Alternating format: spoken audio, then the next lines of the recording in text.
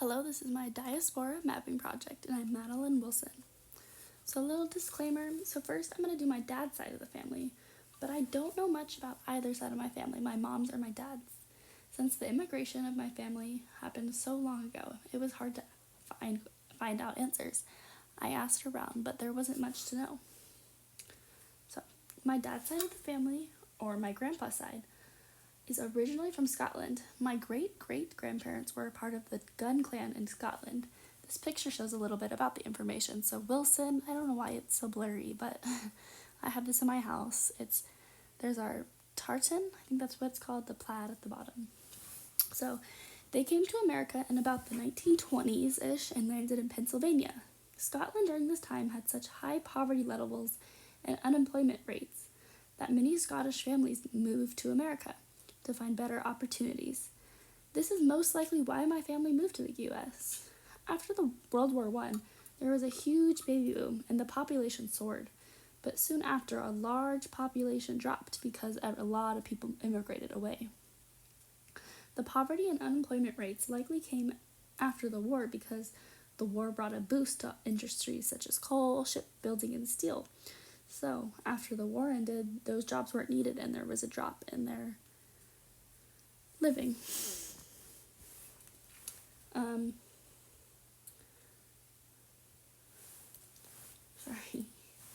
My grandpa was actually born in Scranton, Pennsylvania in 1944. He just turned 80 last week.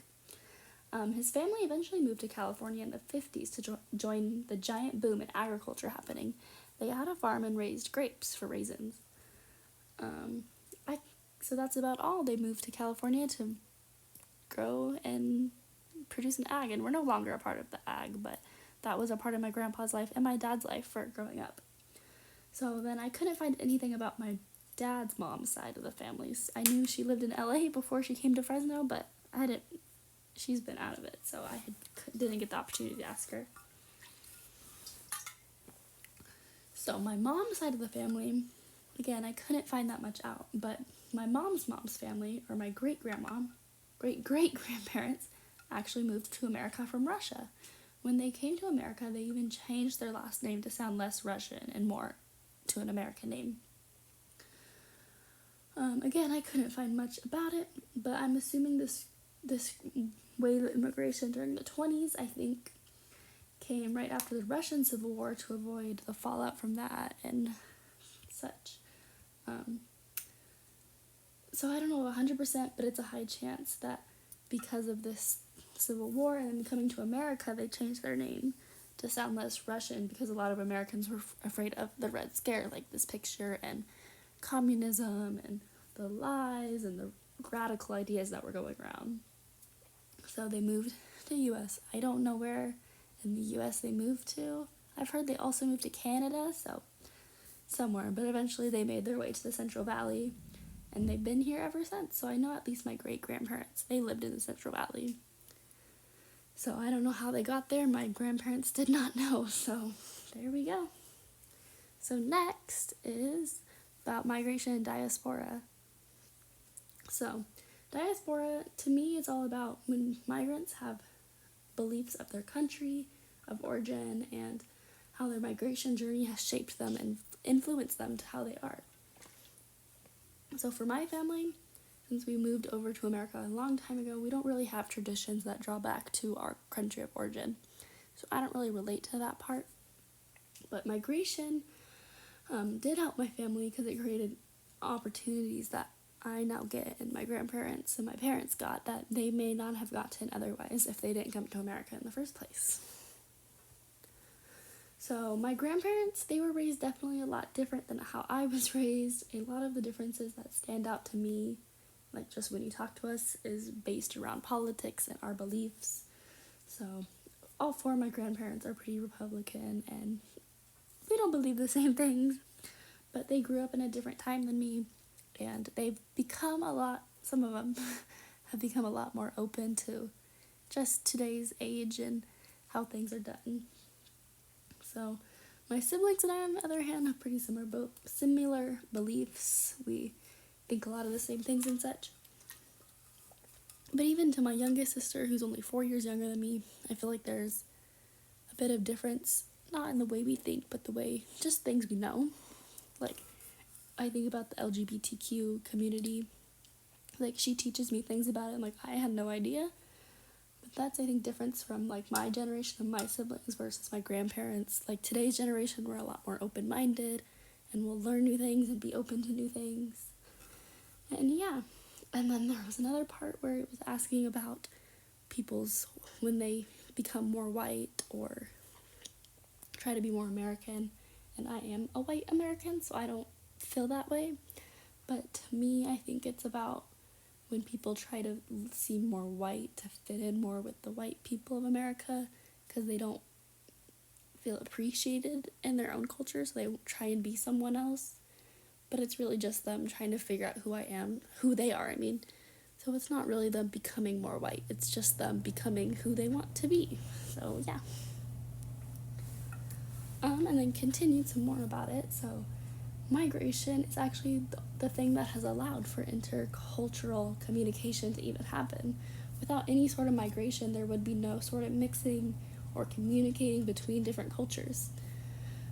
But with mixing the cultures, it has brought many new things, so positives and negatives. So some of the positives I can think of is languages, so mixing of languages. So one thing is like Spanglish. It's kind of a mix of Spanish and English. Kind of throw in some words here and there. And then cultural and traditional exchanges happen, which can result in a positive interaction, or if unfortunately a negative interaction, if people cannot see each other and agree with each other. And when the communication turns negative, a migrant might feel ostracized from the community and feel like they have to blend in and leave their own culture behind in order to fit in. So there's positives and negatives. And then the trauma with school, I don't think I experienced that, and I'm not sure exactly what this means to others. But when I try to think of it as a migrant, I see it as coming to school and not knowing English and then being thrown into just the school system and getting left behind. And especially if they're in high school and they've learned so much already. But American school is so different than wherever they're from, and they don't know English, and they're not given the opportunity to show what they know in their own language. It could be very hard and can create that trauma, being there and being left behind because they don't know English. And then the other part, for me, honestly, in mainstream American society, I am a straight white girl from a very middle-class nuclear family, and so I fit very well in that mainstream American society, what stereotypical American family looks like, which is not true. Everyone in America is different, but anyway. So I haven't had a hard time fitting into that mainstream society, but I recognize that I have the privilege. Sorry. I have that privilege because I haven't faced these hardships that other people might have. Well, that they do face, not that they might have, they do face. So, yeah. And I should use that privilege to help others. And then societal beliefs in immigrants. So all throughout history, up until today, still happening, immigrants have usually been painted as the bad guy. But there's so much good that have come from immigrants and just bringing new things to our society, into our country. But people don't want to think of it that way. So historically, in the 20s, when like my ancestors came here, they were included in the 40 million immigrants that came to America. These new immigrants brought work and helped the workforce, and they increased our economy. But because America did not think that way and they feared immigrants because they thought they were taking things away from them, they came up with the Immigration Act of 1924, which got passed, and it limited the amount of people who came from European nations and excluded basically any Asian nations from immigrating to America. So this is full-on racism and is a crucial part of what life for immigrants looked like. Even if all they wanted to do was a new life and have a new opportunity to succeed in life, Americans didn't see it that way, and maybe the 0.00%, 1% of people who immigrated here were criminals. But that's how Americans saw all immigrants, unfortunately. So today, immigrants are still a big part of our economy, and our country does need immigrants to survive. However, because of racist views and stereotypes, immigrants usually struggle, or at least a lot of the time struggle to succeed and move up the ladder in America. Immigrants today still face troubles with where they came from. Immigrants are even more immigrants who look more white are more commonly have more success than immigrants who don't look white because of the racist colorism views that we have. And then there's still that continued idea that immigrants are taking jobs from Americans as citizens. But in reality, those immigrants are filling jobs that have shortages and helping our workforce keep going. In the media, it's common to depict immigrants as criminals and trying to take over this country. And certain politicians even claim made-up instances such that immigrants come to our country to eat our cats and dogs. And these are just baseless claims that someone made up. But this hurts the immigrants. And even worse, people believe these false claims and make them reasons that immigrants shouldn't come to our country, even if they're just made up lies. So the media pushes the lies, and then the lies continue to circulate. So there is good in media with immigrants. It does sometimes show the stories of resilience and the strength that the individuals carry when they come to this country to create more new opportunities. But these stories, even though that's the majority of immigrants, those are the minority that get shown in the news. That's not the everyday coverage of immigrants. And then in our schools and elementary schools really get a small view of what immigration is like. It's a lot of the positives, like what jobs they did when they came here, where they moved around, what they did, but it doesn't show any of the negatives. And then when we get to high school, we do learn more about the conflicts and the backlash immigrants received in America. But still, it's not that bad. Immigrants, if they weren't loved, they weren't hated, they were just kind of there. But for me, when I got to college and took history classes, that's when I really learned, I feel like, the real America. It wasn't glamorized, it wasn't the white people saved this country, it was what really happened from all points of view. So schools don't exactly teach it, but we need to figure out a way to teach it, the real version of history, to all grade levels. So the migration of Mexican and the Latin American people. The Central Valley of California is such a mix of immigrants from all over the world, but especially from Mexico and other Latin countries. Because of the huge agricultural culture and industry that we have here, it brings lots and lots of immigrants here for work. And there is always work in some kind of agriculture division.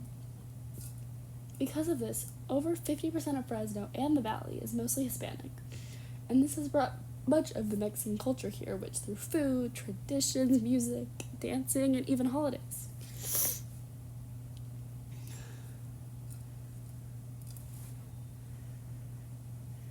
The original inhabitants of the Central Valley were the Yokuts, and the Mono tribes. When the white people came here to settle in the valley, the Yokuts and the Mono tribes were very much displaced. The white people took over the land that they wanted, and just because they could, they took it. This led to the tribes basically being forced off their land, or that's what we were told. They just had to move somewhere else. But really, much of the tribes were killed off or forced to assimilate, which ignore their Native American part and become a white person, basically, and be Catholic or Protestant or whatever. Now, there were groups who moved, but that was few, and they got very little land. Most were again killed by Indian hunters who were all over the U.S. So that is all I got. Thank you very much.